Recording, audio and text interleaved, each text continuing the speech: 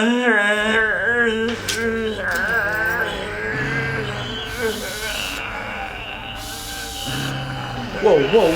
what's going on, guys? We're sick and tired of this bullcrap. That's what. Yeah, Mr. Dungeon Master, sir.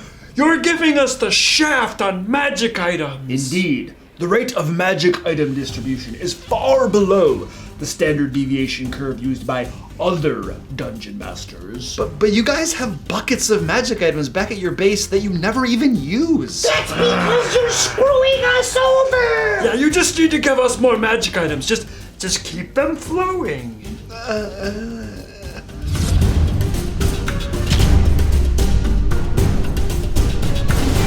Welcome to the DM Lair. I'm Luke Hart, and I've been a Dungeon Master since high school.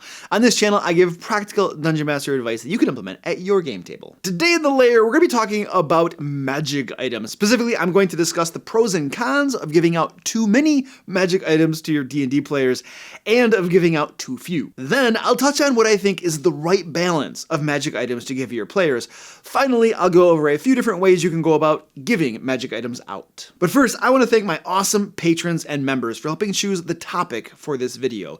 In particular, mad props to Celestea, Patrick C, John E, Charles B, Marcus L, Karen S, and Wayne B. You all rock. Now, if you'd like to help support the channel and the content we create around here, and get some really cool perks along the way, like monthly hangouts with me, you can do so by clicking the join button down next to the subscribe button, or by visiting my Patreon page linked in the description. Okay, back to magic items. Do you know what's one of the most common problems I hear dungeon masters complaining about?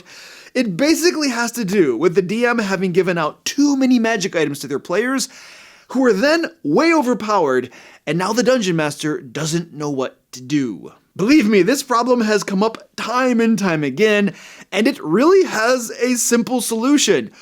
Don't give magic items out like they're candy. Now, I get it. Believe me, you finally convinced your friends to play D&D with you, and you're super excited. You see all of these cool magic items, the DMG, and it's hard to pick which ones to give out. And you also want your players to have fun, so you think, gee, I'll just give them lots of magic items. That will make the game fun. And you might also be thinking, you know, the last time I ran a D&D game, it only lasted a few months. So I had better get some magic items into play really fast. Otherwise, we'll never get to use them. Okay, so there might be some validity there, but I'm not sure that planning for your groups to fail is the right state of mind for dungeon masters to have. I would much rather you get better at keeping your groups together and having the game running for years at a stretch. In fact, I'm thinking about doing a video about the top reasons D&D groups fall apart and how dungeon masters can stop that. Let me know if that sounds useful to you. Because the thing is that when you give out too many magic items too fast in the game, a few things happen. First, your players become more powerful, forcing you to ratchet everything up. Now, that's not a big deal if you do homebrew and are good at increasing the challenge rating of encounters, something 5th edition doesn't make easy due to the bonked challenge rating mechanics, by the way. However, if you're running a module, do you really want to have to adjust all of the encounters in the entire book?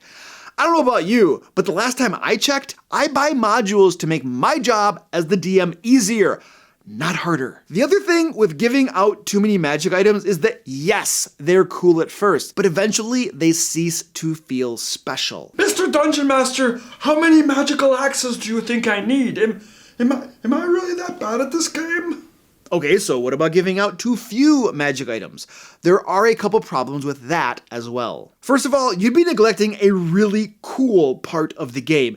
Magic items are an integral part of Dungeons & Dragons. Things like the Deck of Many Things, and Bags of Holding, and Vorpal Swords, and rods that have many parts are classic traditions in the game. Now there's part of me that feels like a game that doesn't feature magic items just isn't really D&D anymore. Now, running a low magic campaign is a thing, but once you start taking out magic items and spellcasting, well, at that point, what really distinguishes the game from any other medieval role-playing game without magic and magic items? My point here is not to say, if you don't use magic items, you're not playing D&D. I'm just saying that magic items are a really cool part of the game, and if you don't use them very much, you might be missing out. Next, Getting magic items is an exciting thing for players. I had a player once who lived for magic items. I mean, that's all this guy wanted. He was always trying to buy magic items in the game, hunt them down, make bargains with evil liches for them, anything he could do to get his hand on magic items. Now, this also had to do with the fact that he was a power gamer, but the point remains that most players like magic items. So when you give them out, you are making the game more enjoyable for your players. Finally, I'm no game designer, but I'd be willing to bet a tackle box full of miniatures that the folks who made D&D accounted for players having magic items in game design.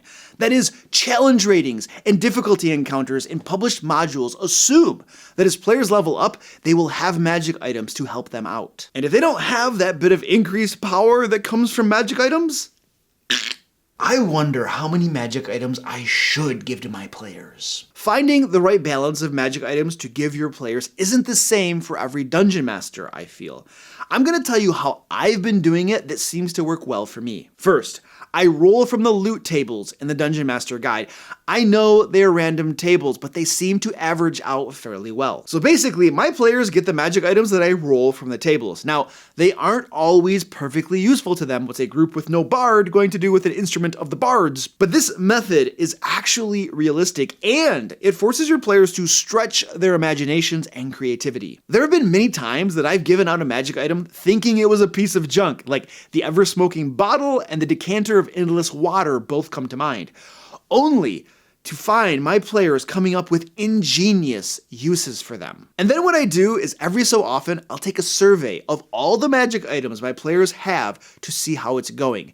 If it seems like they've been getting the shaft, I'll throw in a few extra over the next adventure or two. Or if it looks like Grist, the min-maxed OP Hobgoblin Ranger Rogue, doesn't really have any magic items that are super useful for him, I'll place one in the next adventure that is hand-picked just for him. So basically, I use the random loot tables as a starting point, and then I adjust based on how things are going.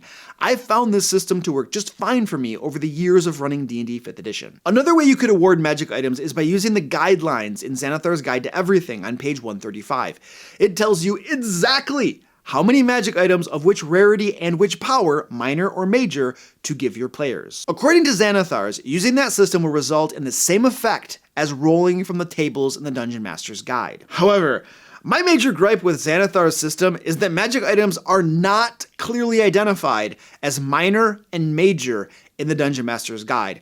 Instead, we're told to refer to the magic items listed on tables A through F as minor, and those on tables F through I as major. I'm sorry, that's just kind of a pain in the butt, and it ignores the typical use case of a Dungeon Master perusing the magic items in the Dungeon Master's Guide. But I get it. You made the DMG first, and then did Xanathar's a few years later. But would it have been so hard to put a handy list of minor and major magic items in Xanathar's? I mean, the book is already a slim 191 pages considering its $50 price tag.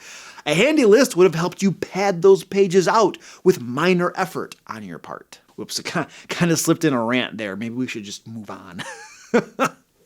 And I just noticed that there is an interesting sidebar on page 136 of Xanathar's stating that magic items are not necessary in a game. That is, the game mechanics allow for characters and monsters to face each other without the use of magic items. So it looks like I just lost this tackle box of minis I was betting. But I also found the topic for another brief rant. Why? Oh, why wasn't that information included in the Dungeon Master Guide? You wait several years before telling Dungeon Masters that they don't need to include magic items to make their players strong enough to confront monsters and challenges in the game? I mean, come on, guys, hello?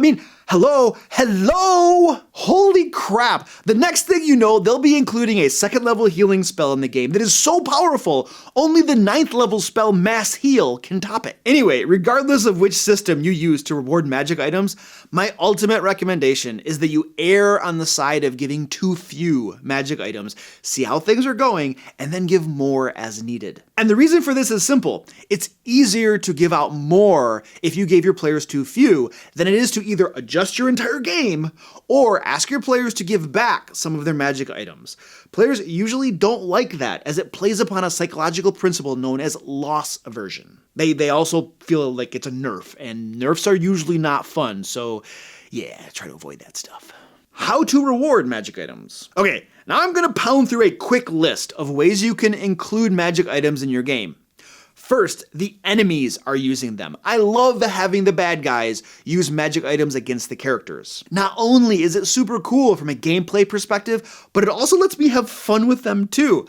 And when the players defeat the bad guys, they get their magic items as rewards. Next, I sometimes have NPC quest givers reward the players with magic items. For instance, after the Sword Coast Guard successfully defended Waterdeep from a fiendish invasion, the Lords of Waterdeep gifted them with several magic items. You can also use entire adventures that revolve around retrieving magic items. This works particularly well when your players want specific items, but you want them to have to earn them. Another great way is to simply have magic items hidden or in out of the way or hard to get to places in dungeons. This serves to reward players for exploring and poking around. And finally, the Dungeon Master can always say, you know guys, I have been a little stingy with magic items. You know what? Just use whatever you want in the DMG. Here you go, it's yours. Just go ahead. There you go. Just use what you want. Let me know how you reward your players with magic items. Next week, I'll tell you about the time my players encountered an intellect devourer at level 1. But until then, click right here to learn about 15 non-magic item loot ideas for your D&D game. And until next time, let's play D&D.